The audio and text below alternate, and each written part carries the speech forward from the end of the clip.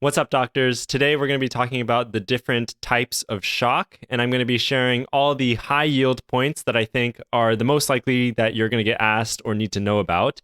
And this was requested by Tiffany Tran, so thank you for requesting this video. This video would definitely go well with my guide to pressors and sedation for anybody who's going on to their ICU rotations, so if you are interested in those, take a look at those as well. So pretty much everybody is going to quiz you on the different types of shock in the exact same way.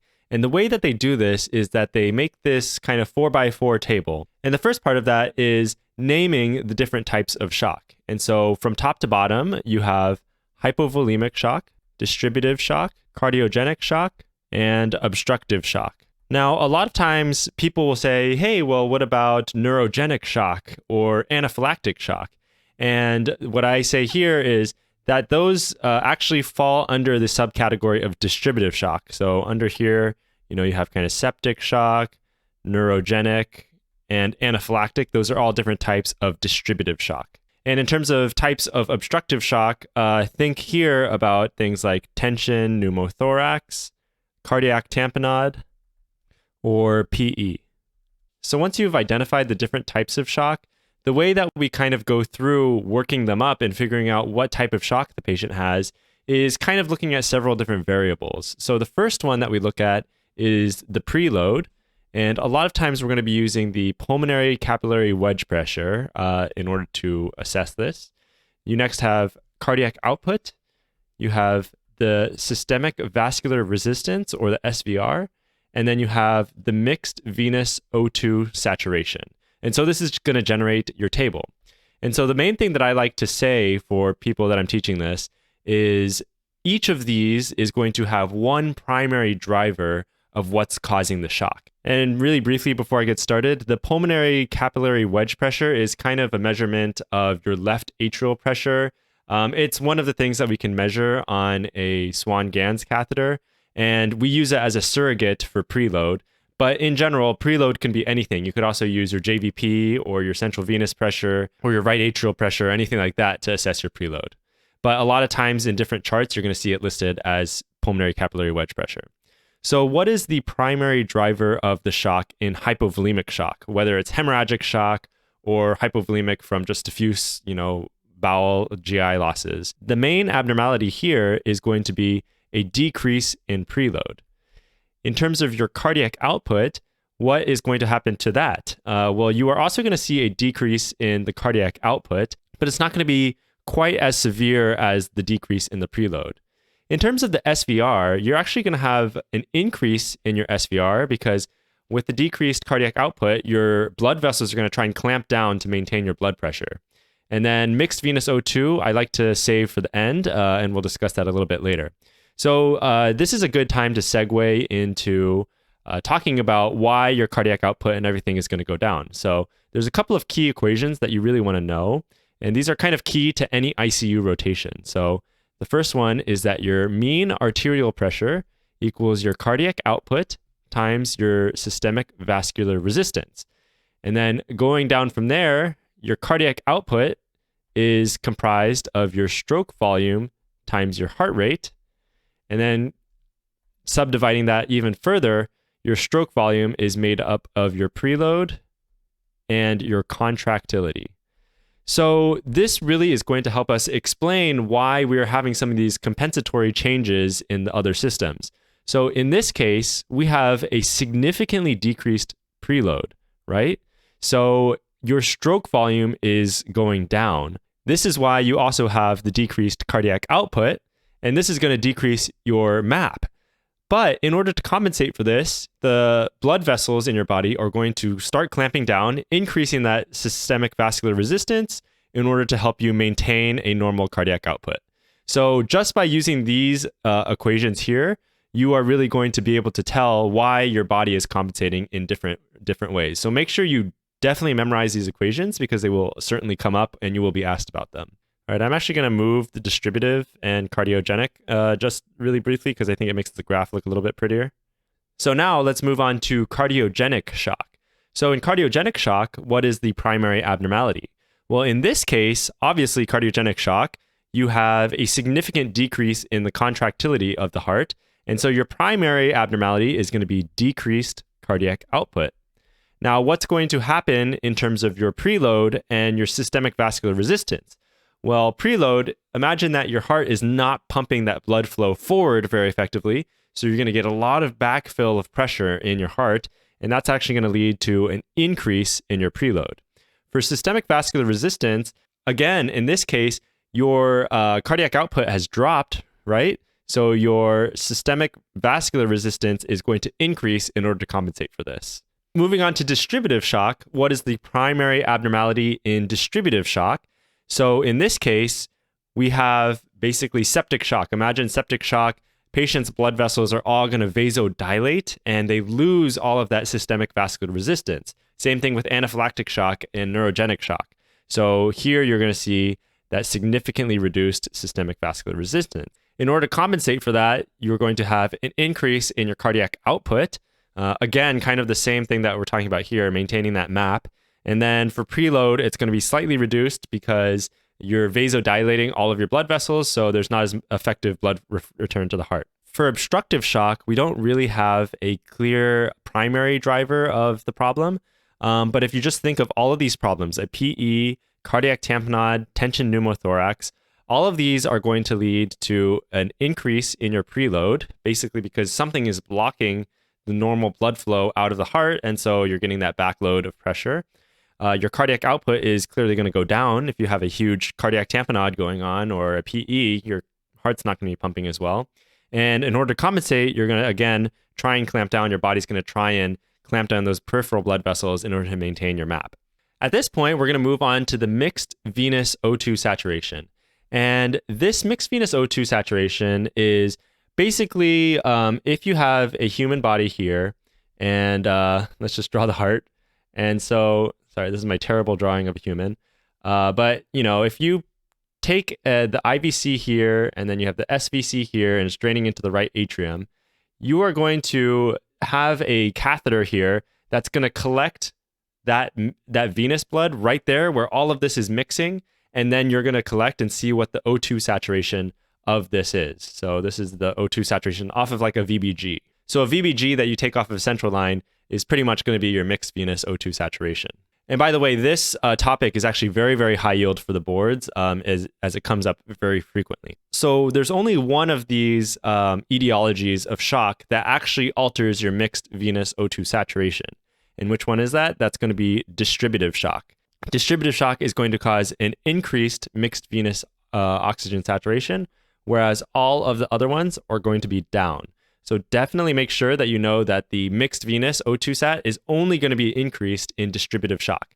Now let me explain to you why this is the case. Let's say you have a blood vessel that is running along. You have a bunch of little cells that are on the side of it that are basically extracting oxygen. So they're like, let me eat all this oxygen. I want to, stay oxygenated. So let's just extract all this oxygen. Now, if you have a very, very low flow state, for example, cardiogenic shock, well, now your blood vessel is super clamped down and the blood flow is really, really sluggish. So in compensation, you're going to have all these cells lining the side, and they have a ton of time to extract this oxygen. Think of it like a slow-moving river. It's very, very easy to drink water out of a slow-moving river. So in terms of getting this oxygen, they're sucking out a ton of this oxygen. But if you have distributive shock, now all of a sudden your blood vessels are super, super dilated, and the blood is just rushing past. It's basically like a waterfall. So again, think of this as like a little river, and this one is like a waterfall. Imagine how difficult it would be trying to take little sips of water out of this waterfall. And that's, what your cells are trying to do, except with the oxygen. They don't have time to extract that oxygen. And so barely they can get a couple little bits of oxygen, but they really can't get much oxygen extraction out of this waterfall at all.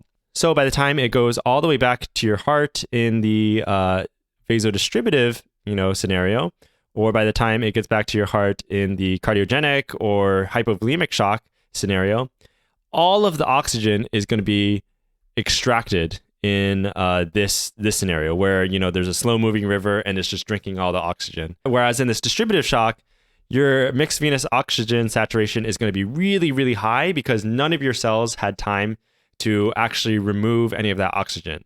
So that's why you'll find this finding where in distributive shock, you have that increased mixed venous O2 saturation. One of the things that I think is helpful also is to kind of just know what the normal values of the pulmonary capillary wedge pressure and cardiac output, SVR, and mixed venous O2 is. So a normal right atrial pressure or CVP, so right atrial pressure or CVP, is going to be anywhere from 2 to 8, but definitely looking for less than 8. So if you see a patient with a CVP of 15, that's going to be increased, and that's going to fall more into this cardiogenic or obstructive category.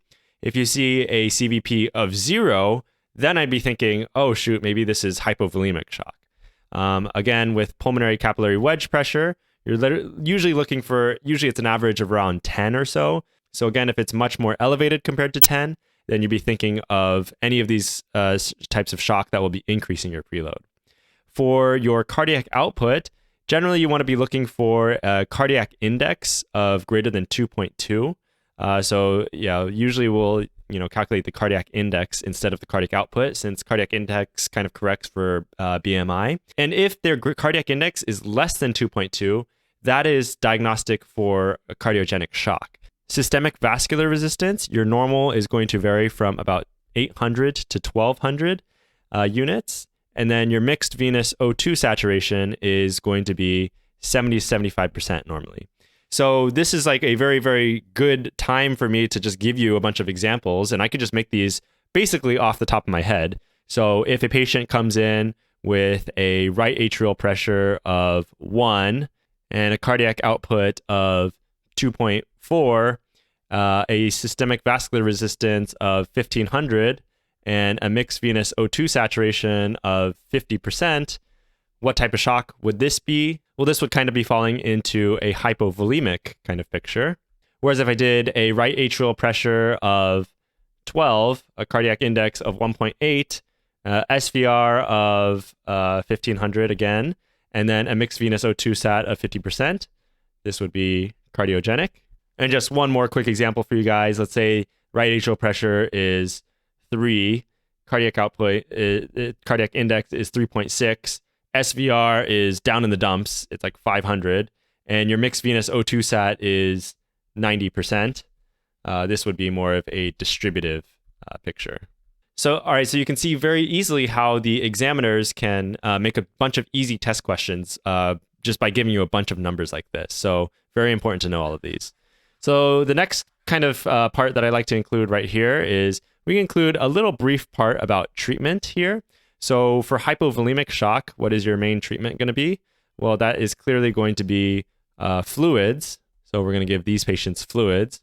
For cardiogenic shock, we're usually going to have to give inotropes. And if you remember from previous videos, our inotropes are going to be dobutamine or milrinone. Remember that dobutamine is really, really nice because it's quick on and quick off. Like as soon as you order it, it's going to start working. Whereas milrinone is going to take a little bit longer to work. The problem with dobutamine is that there's higher rates of arrhythmias. So if a patient is having a lot of arrhythmias, you may want to try to use milrinone. Milrinone also has some advantages in patients with right-sided heart failure. The problem with milrinone is that it is renally eliminated. And so if a patient has renal insufficiency, then you might want to avoid milrinone. There's also mechanical support, such as intra-aortic balloon pumps and Impella devices, left ventricular assist devices. There's a bunch of different things that you can do for cardiogenic shock on top of the inotropes. For distributive, usually it's going to be some sort of pressors, plus or minus fluids, because a lot of these patients are volume down as well. And then for obstructive shock, we are going to do whatever it is that is going to correct the obstruction. So either we lyse the PE, for example, with TPA, or we do pericardiocentesis to get rid of the cardiac tamponade, or we do a needle thoracentesis or thoracostomy to get rid of a tension pneumothorax. All right, and then just one last bit of information that I wanted to include in here. But one of the other clues that you can see in terms of determining cardiogenic shock versus distributive shock is the pulse pressure. There are two very different types of pulse pressures that you may see in somebody who is hypotensive. So you may see somebody with a pulse pressure of 80/30. And then you may see somebody with a pulse pressure of 90/75. So what is the difference between these? Well, 80/30 is considered a wide pulse pressure, and 90/75 is a narrow pulse pressure. Now, the way that this is really useful in determining what kind of shock this is that typically you are going to be thinking more of a distributive type of shock if they have a wide pulse pressure. And if they have a narrow pulse pressure, I typically think more of cardiogenic kind of shock.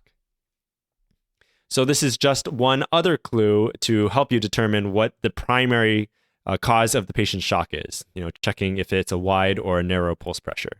So again, this was a lot of information. I hope this was helpful in going over the primary table that basically everybody is going to pimp you on, and just recognizing that there's the primary driver of all these different types of shock that you should be aware of. And then the mixed venous O2 is going to be elevated in distributive shock. And besides that, just make sure you know that the equation for MAP is cardiac output times SVR, and the equation for cardiac output is stroke volume times heart rate. And with that, you pretty much are good to go on all the 4 different major types of shock and how to identify them and diagnose them in your patients. I really hope that this video was helpful. Please let me know down in the comments below if you have any questions or other requests for videos. Thanks again for watching. I'll see you in the next video, and peace.